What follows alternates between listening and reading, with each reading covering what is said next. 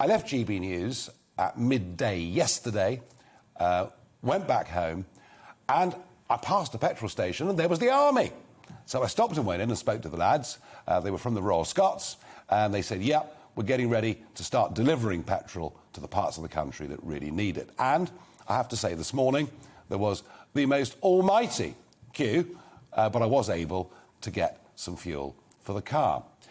Quite what the situation is like in the rest of the southeast, eastern region, parts of London, I'm not sure. Better, I suspect, but how much better, I'm not sure. And I'm joined once again, I'm pleased to say, by Brian Maddison, chairman of the Petrol Retailers Association. Brian, thank you and welcome back to the show. It appears, certainly from what I could see, a bit better, but still not great. What would you say? That's exactly right, Nigel. Our poll today showed that still 20% of all the independent forecourts, London, the home counties, were still dry of fuel. The rest of the country doing very much better, return to normal demand, return to normal supplies. Not perfect because, of course, what they have got is not full tanks underground yet. More deliveries are needed in the rest of the country, but operating better. London, the southeast, remains a real challenge for us all. Yeah, and of course, you know, who's to say that with massive demand pre-Christmas on HGV drivers, I mean, who's to say this won't happen again, Brian? Well, I am heartened a little bit by some of the initiatives taken by the government. One came out today from the handily named DLUHC, Department for Levelling Up Housing and Communities, which said they were going to extend and the planning condition exemption for fuel at nighttime deliveries through until the 31st of January. Okay. So if you live near a petrol station, sorry, you might be woken up at about 2 a.m. while the delivery comes in. But that's all good for us in London, the southeast, to get more fuel. They are increasing the length of time for the temporary visas for HGV tanker drivers specifically from the continent, about 300 of them, to the end of March. That's good. They haven't arrived yet, but that may help us get through the Christmas period. But what we're seeing today is still quite difficult.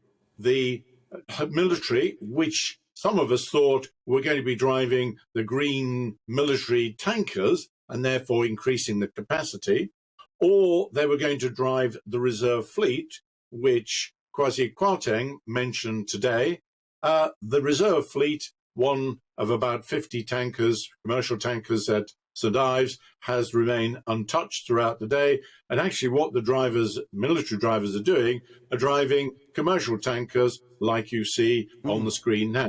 Yeah. So actually not much additional capacity. No, I find that very, very odd. I also find it odd that it takes so long to mobilise the army. I mean, we've known about this problem for what, 10 days? Something like that, 9, 10 days?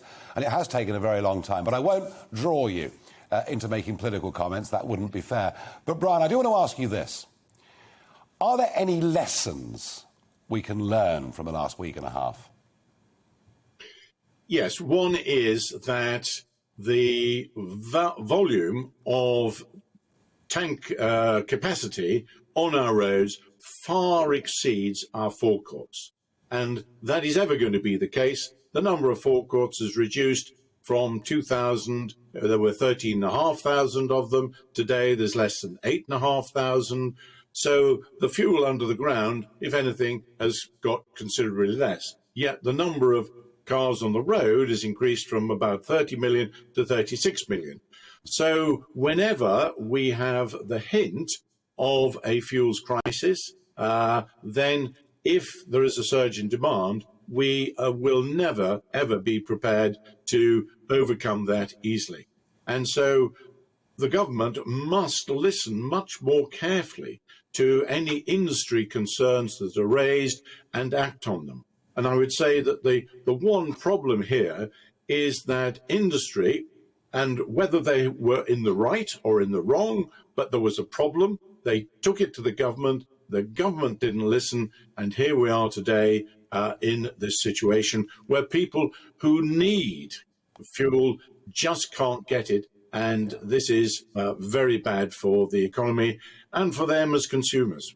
It's a familiar tale, actually, across many, many parts of our national life. The population has risen so massively since the year 2000 and the infrastructure hasn't caught up. So finally, given there is this shortage in the sector, is petrol retailing a good business for people or young entrepreneurs to get into?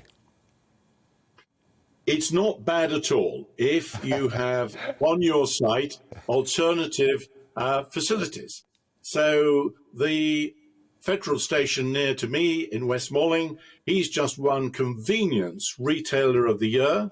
He's got a 7-day-a-week, 8 to 8 butchery serving the most wonderful meats. He's got his own bakery. He does flowers. I mean, it's just like a mini supermarket.